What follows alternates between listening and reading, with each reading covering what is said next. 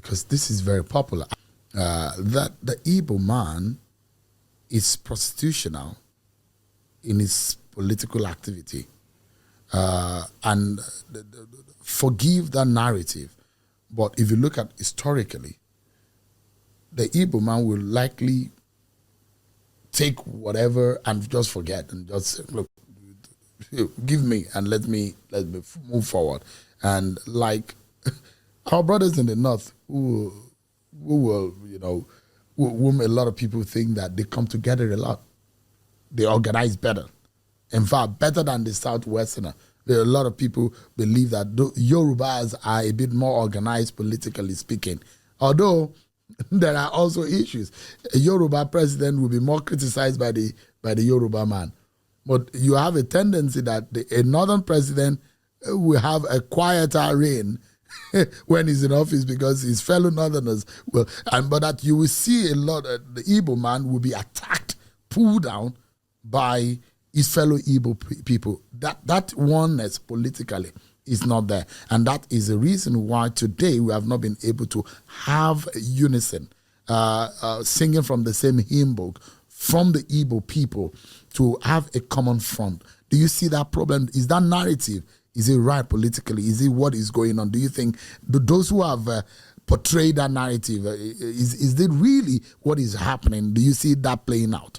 No, I see it completely differently. I don't see Igbos as disunited at all. I think it's about our heritages, our political heritages. The Igbo political heritage is a republican one. We've never been a monarchical system. We've always been a republican system where people compete and contest. Till today, in my Umunna meeting in the village, it doesn't matter how much older you are than me. If you say something that is, I can get up in the meeting and say, Dede, you're not right. That's our culture. And it has its strengths. Everything has its strengths and its weaknesses. It's also why Igbo society is so vibrant, it's so entrepreneurial, it's so resilient. It's why we survived the war, rebounded from the war, because we are like that. And why you are found in Taiwan, in China, in India, in so you can't you jump on the plane to China. 90% of the people you find there are Igbo people. What powers Igbo culture is not prostitutional. It is creativity, it's innovation. It is also what powers Pathfinder. So it's been described negatively. It's been, but it has its positive, and even everybody, whatever your strength is, it has his weak side. And because of this Igbo culture, it is also why when eventually a leader emerges out of the Igbo people, that person is exceptional. Because the person had to really, really win everybody's respect to get there. So when Igbo people produce a leader or a frontliner, that person is always exceptional because of the rigor.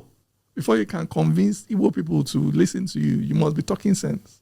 So that's the strength of that culture. Other cultures have their strengths. The northern culture is fairly monarchical. So you have that ease of mass mobilization. Yoruba culture, you also have a large monarchical section. But you also have a republican culture. So you have that mix in the Southwest. So it's about your political heritage and understanding the strengths it gives you and the weaknesses it gives you as well. But there's nothing wrong with Igbo culture at all. In-depth analysis.